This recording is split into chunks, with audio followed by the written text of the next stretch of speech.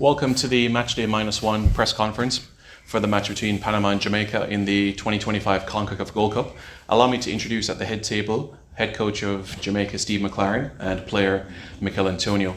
I remind you that for questions, you can raise your hand and introduce yourself with your name and media organization that you represent. The media that are present virtually can request their space by touching the raise your hand button. So we can open the floor for questions now. Good afternoon, Juancho Villaverde, ESPN. One for the coach and one for Michail. Coach, you came for this Gold Cup as your debut in this tournament with the Jamaican national team. What do you think about the level of CONCACAF? Right now, you face Guatemala and you face, after that, Guadeloupe. And those teams, they weren't supposed to fight for the group, and they have shown us, different kind of perspective in that way.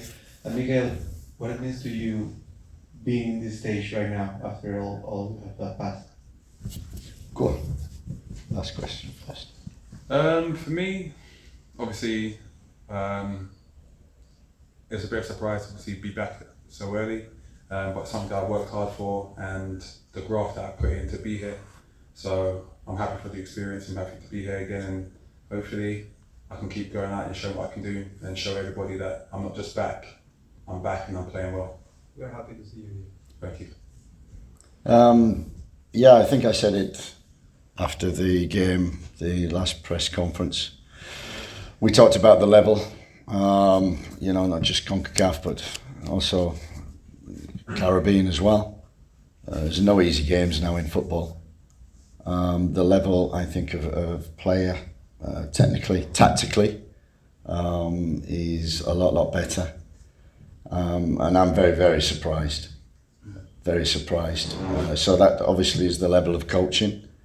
I know Thomas also from Panama. I know the level that he coaches at. So he's worked Panama 5 years, and you can see why they've made progress.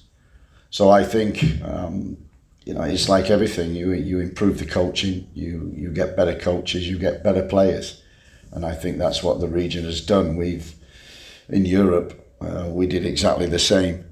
No easy games in Europe now, because the level of player, the experience, the leagues that they can play in, the competition, but definitely the coaching has improved the player.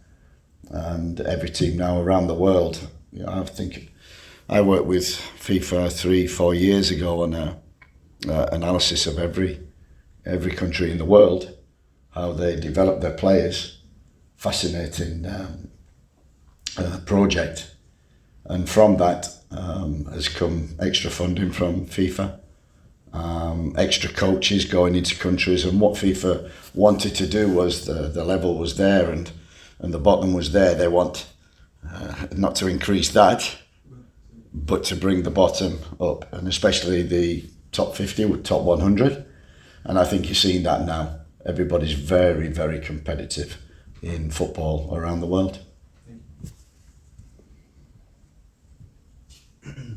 Michail, so tomorrow is essentially a must-win for the team to advance to the next round. What is the message you, as one of the senior guys or the veterans, is pushing for the team tomorrow to achieve that goal?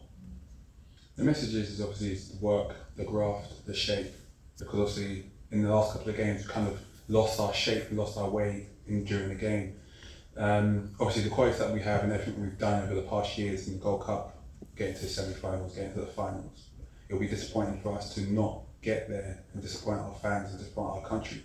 So when we're going out tomorrow, it's not just for us, not just for ourselves, it's for our country, and to make sure things are done right and we work from our shape and do the right things, because obviously Panama is a good team, but so are we.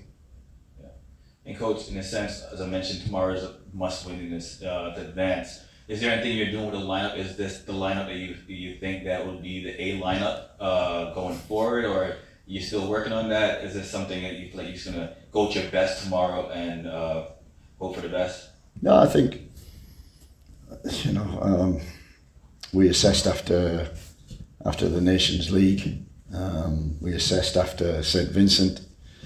And we've been a month now in camp.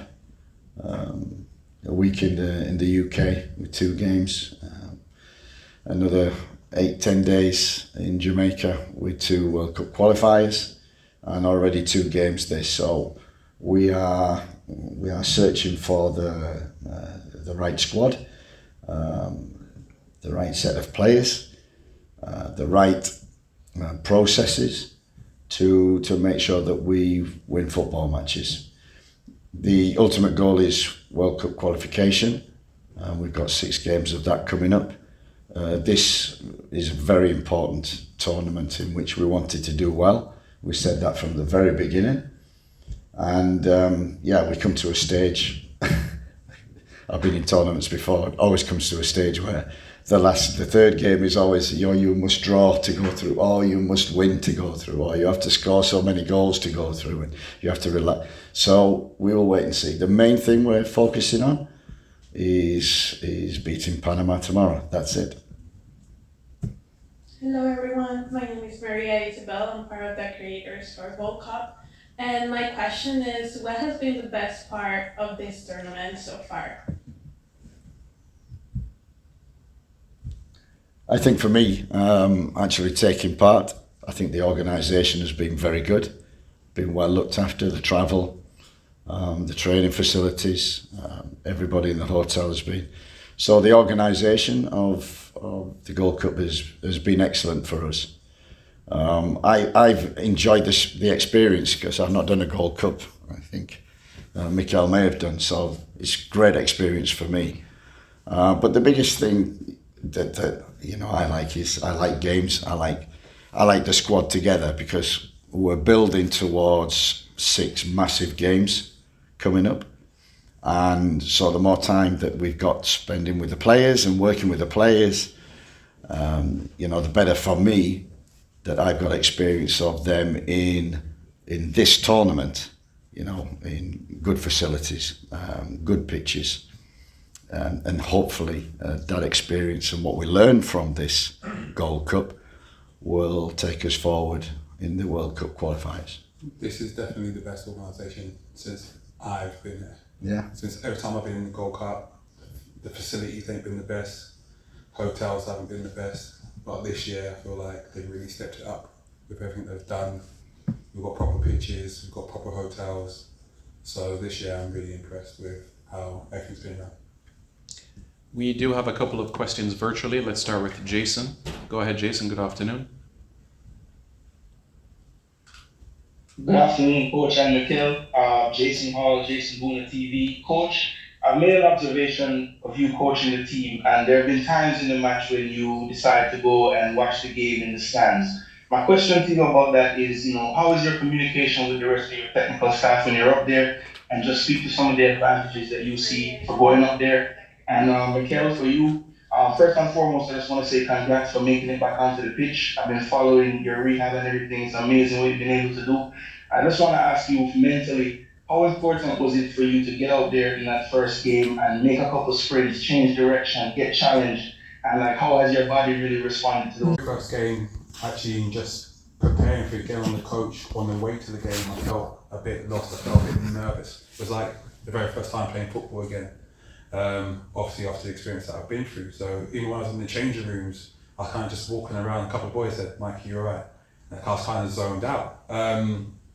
But obviously when the opportunity came to me and I got to go on the pitch, the first sprint, the first touch, obviously the challenges I've been used to because I've been training for quite a bit, kind of just got me back into it, and I was kind of, it was like muscle memory. I got back to used to it, the body was ready for it, and I was excited. So the adrenaline's carried me through, and since then, obviously after the games you get a bit stiff and you go warm up and make sure you look after the body right, and that's what I've been doing. So each game I'm there, ready, raring to go, and wait for an opportunity to come again. The first question, Jason, obviously, it's a very good one. You always have to assess when playing an opponent. You do a lot of preparation, a lot of work. The first 20 minutes of any game are the most important in both halves. So it's important that we know what's going on with the opponent and if there's any problems or anything that we need to adjust.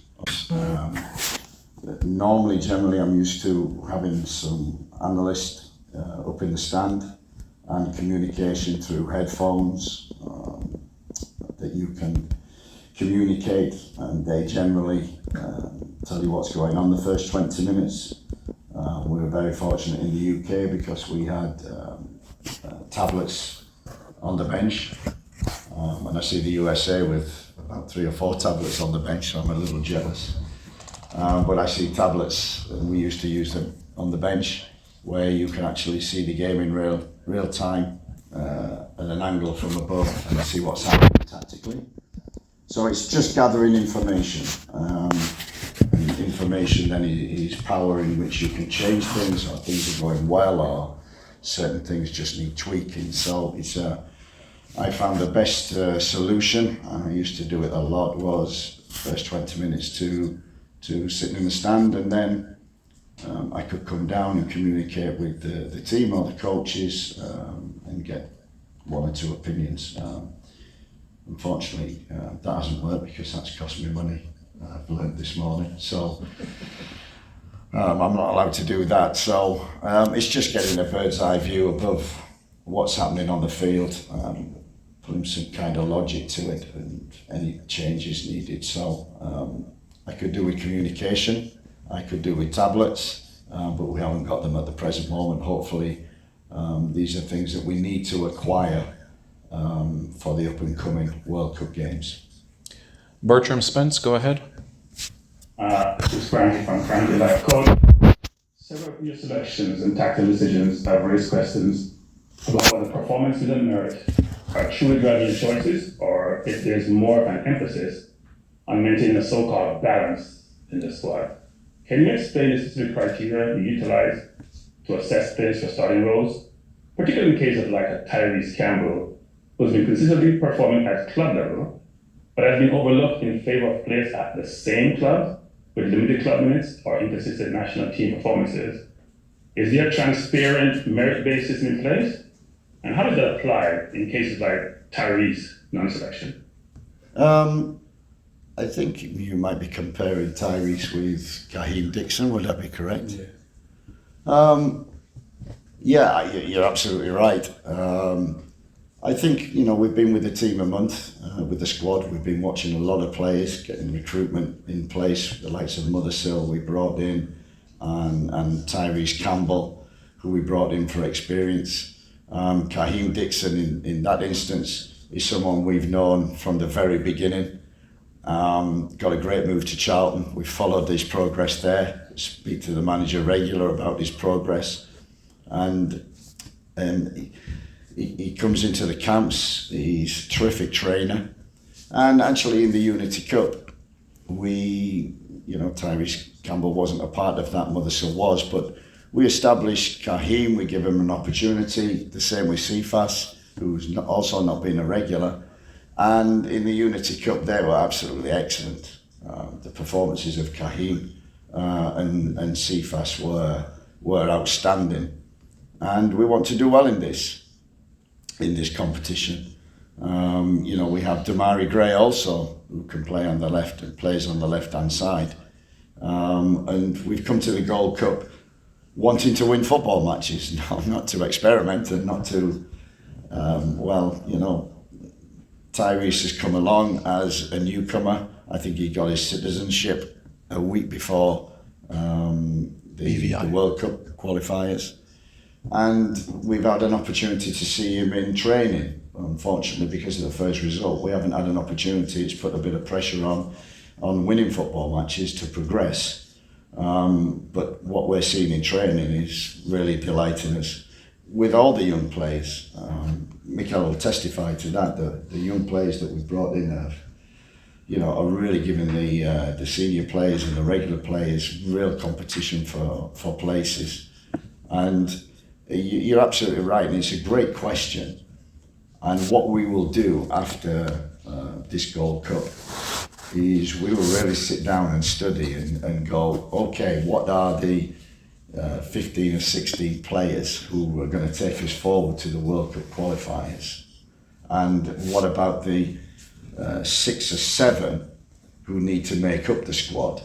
That will give that great balance to the squad, that we haven't got too much So players are really disappointed in not being on the bench. And with young players coming in, the enthusiasm, Kaheem Dixon, Tyrese Campbell, Warner Brown, Roman Burrell, you know, they did really well in the Unity Cup. They're doing really well in training. And for the 3 camps that we've had, Unity Cup, World Cup qualifiers and the Gold Cup, we've had players coming and going, and we've changed every time. This is an important tournament. We want to win tomorrow. So I must put a team out there that I think will win the game. We'd like to thank Coach McClaren and player Michail Antonio for their time. Remember that you can find the complete conferences on the CONCACAF Media Hub platform. Thank you.